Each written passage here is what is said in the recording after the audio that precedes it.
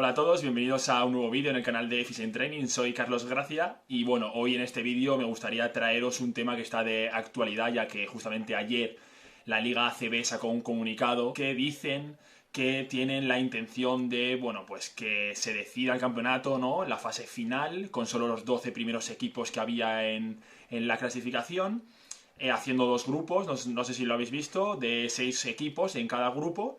Se jugaría una primera fase a un único partido entre esos grupos, o sea, entre esos equipos de esos grupos, y luego a un solo partido se clasificarían los dos primeros de cada grupo, jugarían la semifinal y después a un solo partido también sería la final. Entonces, bueno, creo que se han puesto como fecha límite para decidirlo, para comunicarlo el 31 de mayo y fecha límite para finalizar la competición el 10 de julio.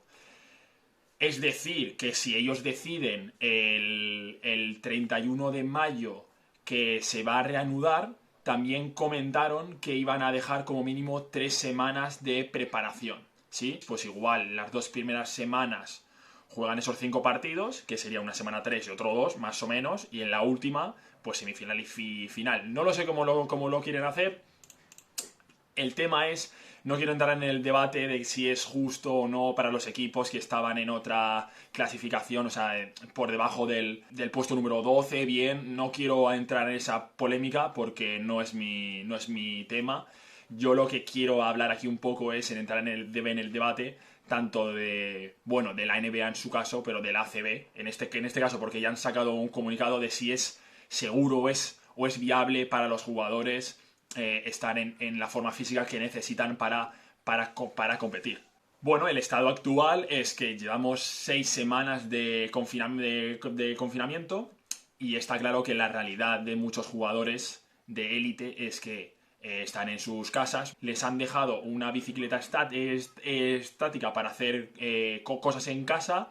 Y también algunos tendrán, pues no sé si gomas o mancuernas o qué material tendrán, ¿sí? Está claro que otros, pues que son de las ciudades donde ya están jugando desde hace años, tienen sus casas y seguramente tendrán mucho más material y tal. Entonces ahí los clubs y los preparadores de cada club están haciendo todo lo que pueden, ya es mucho, ¿sí? Por la situación en la que estamos. Por lo que estoy viendo, pues muchos equipos están haciendo llamadas, videollamadas entre ellos, ¿no? Donde se juntan todos con el preparador y hacen sus ejercicios y tal. También para el tema de cohesión grupal viene muy bien el tema psicológico. Claro, imaginaos, eres un jugador de básquet que eres de otro país. Incluso tu familia puede ser que esté en ese país y tú estás aquí en una ciudad en España, te estarás muy bien, pero claro, 6 semanas en un piso, tú solo, pues imagínate lo que también te debe de influir eso, el tema psicológico, ¿no? Tema anímico, puede ser un punto bastante fuerte. Los jugadores ahora mismo, aunque hayan tenido esos planes físicos de sus preparadores y la facilidad que el club les ha podido dar de bicicletas o de material o de lo que sea, al final han hecho una preparación, digamos, muy general, muy básica, que sí, que estarán preparados muscularmente y habrá cosas o capacidades que tú puedes trabajar aisladas del deporte, como pues el mantenimiento de la masa muscular o de la fuerza. Bueno, en la fuerza puede ser que hayan bajado un poco su fuerza máxima o su 1RM, bien, tampoco veo que en 6 semanas pueda bajar mucho la cosa si se han intentado mantener. Luego el tema de la resistencia, bueno, pues han estado, por lo que veo, ¿no? Haciendo bicicleta estática, también para mantener un poco el tema del consumo de calorías, para no coger mucha masa grasa, ¿no? Bien, pero claro, al final muchos imagino que no habrán corrido en 6 semanas, que no habrán hecho un sprint, que no habrán hecho un salto vertical máximo y una caída, una aceleración, una desaceleración. Claro, al final es limitado.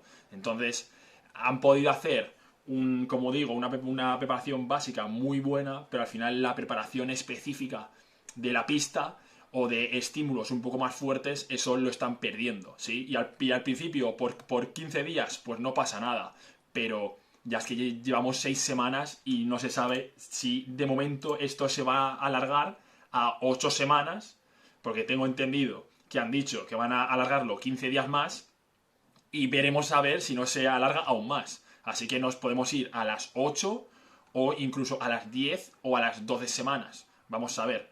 Entonces está claro que tiene que haber una pequeña fase de adaptación después de que pase todo esto.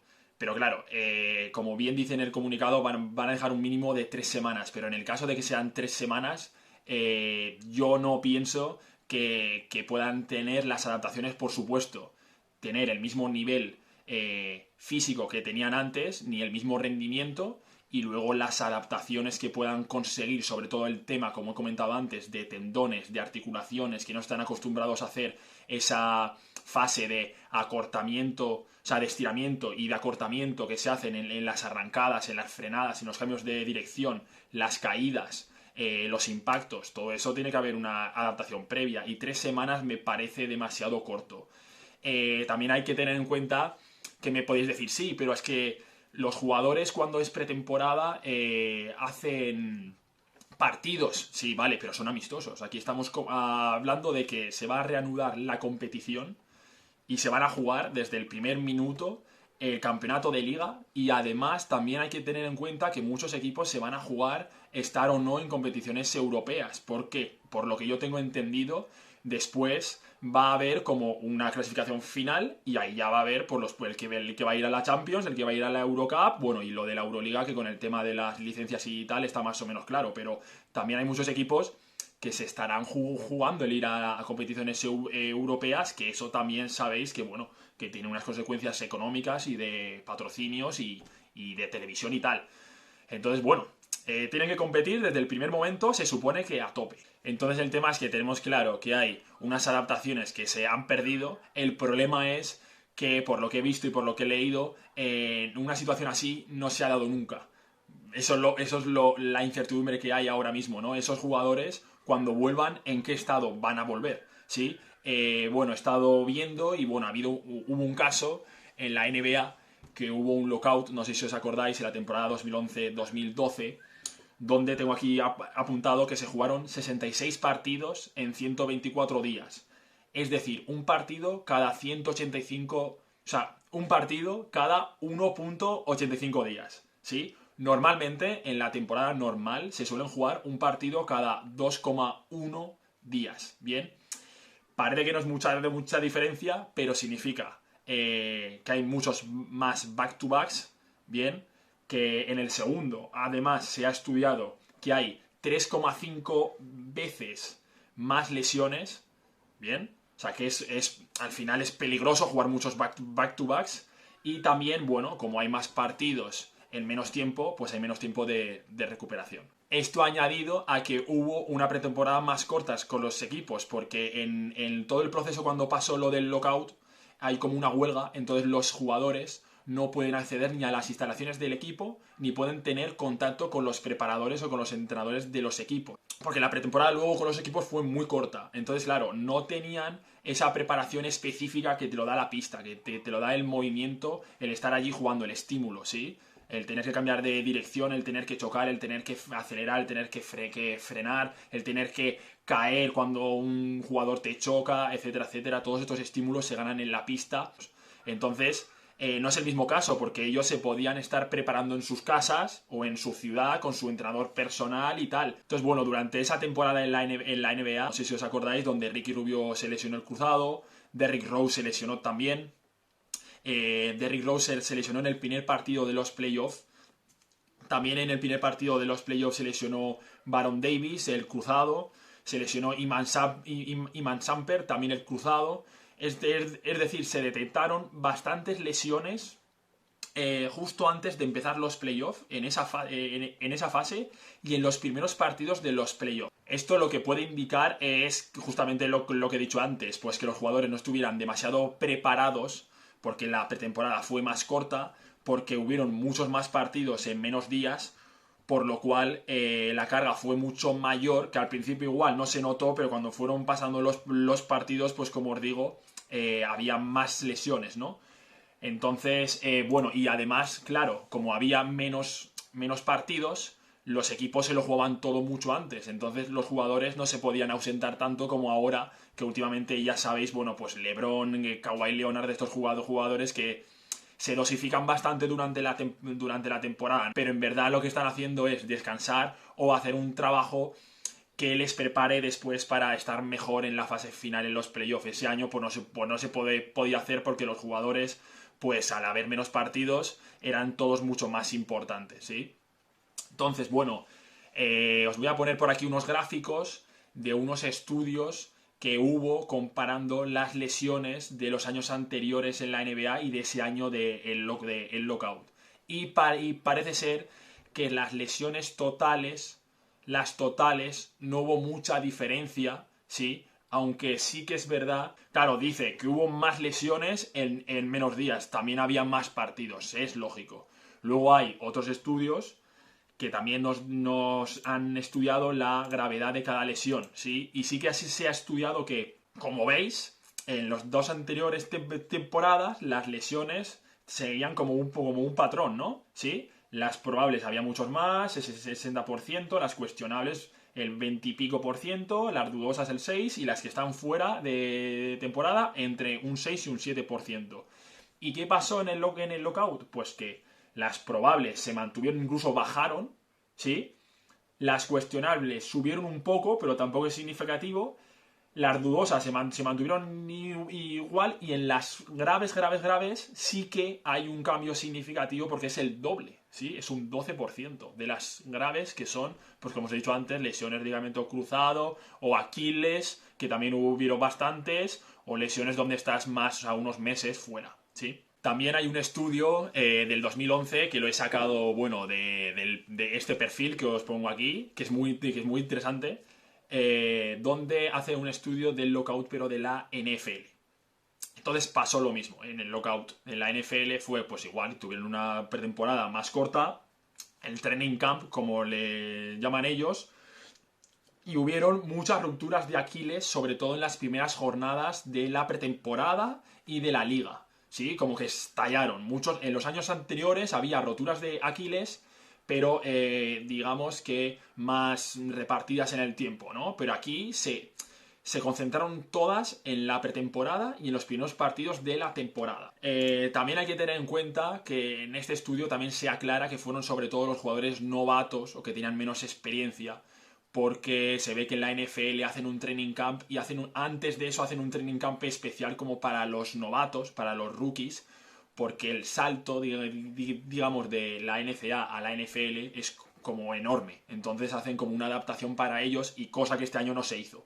Por lo cual quiere decir que esos jugadores no estaban preparados para tener ese estímulo tan fuerte. Pero bueno, también hay que tener en cuenta que el fútbol americano pues es muchísimo más lesivo y mucho más estresante para los tendones, porque hacen aceleraciones muy bestias, choques, muchos sprints al máximo. Es un deporte bastante más agresivo en ese caso que el baloncesto. Pero bueno, son estudios que ahí están, que nos sirven para hacernos una idea.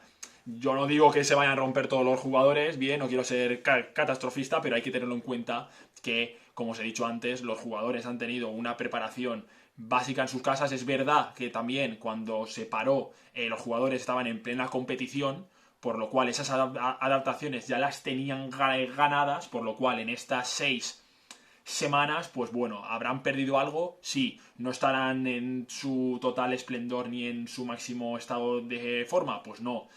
¿Habrá mucha peligro de lesión? Puede ser. Bien, veremos a ver.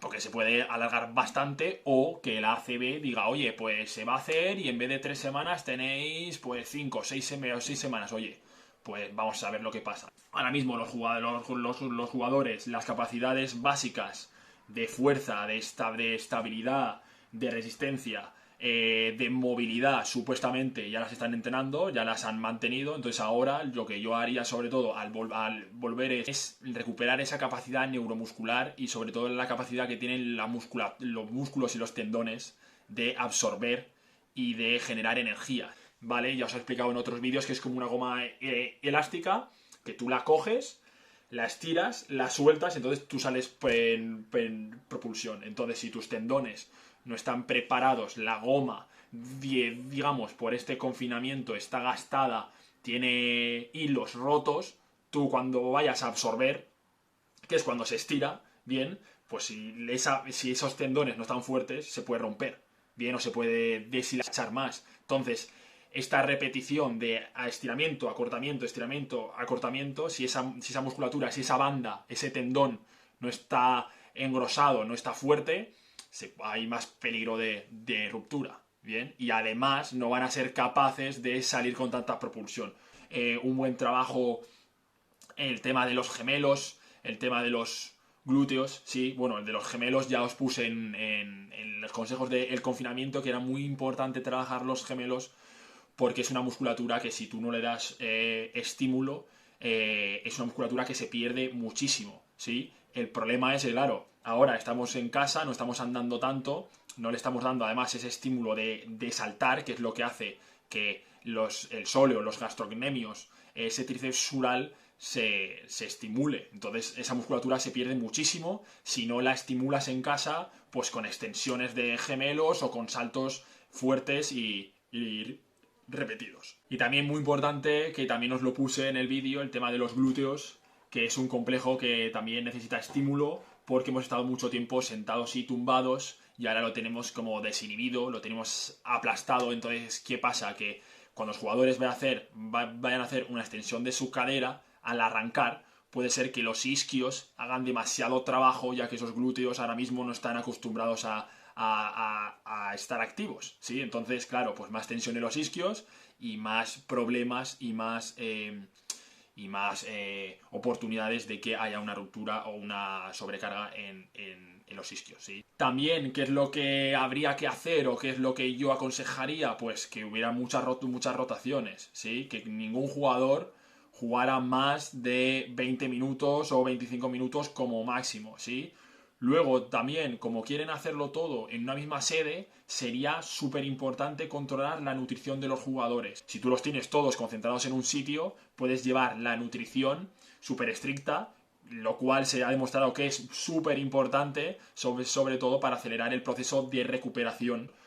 Así que es complicado, se puede hacer por supuesto, hay que tener cuidado, pero vamos, tampoco quiero decir que los jugadores se vayan a romper todos, ni quiero ser aquí catastrofista, simplemente yo os pongo mi punto de vista según lo que hay, la información que yo he podido ver, otros tendrán otro punto de vista, por supuesto, y nada, para dar consejos y de lo que yo pues haría o mis ideas, ¿sí? Quiero que jueguen, quiero ver partidos, quiero ver baloncesto, pero también hay que tener en cuenta estas cosas, ¿sí? Pues nada, hasta aquí el vídeo de hoy, espero que os resulte interesante, que os haya gustado, si queréis preguntarme algo o debatir los puntos que he puesto de vista o yo que sé, que pues comentarios en YouTube, en Instagram y lo comentamos, puedo hacer otro vídeo si no y nada, y mucho ánimo y si eres jugador de básquet pues ya sabes, yo te aconsejo que sigas motivado porque, bueno, ya se ve que las competiciones, sobre todo las que están por debajo del ACB, puede ser que se suspendan.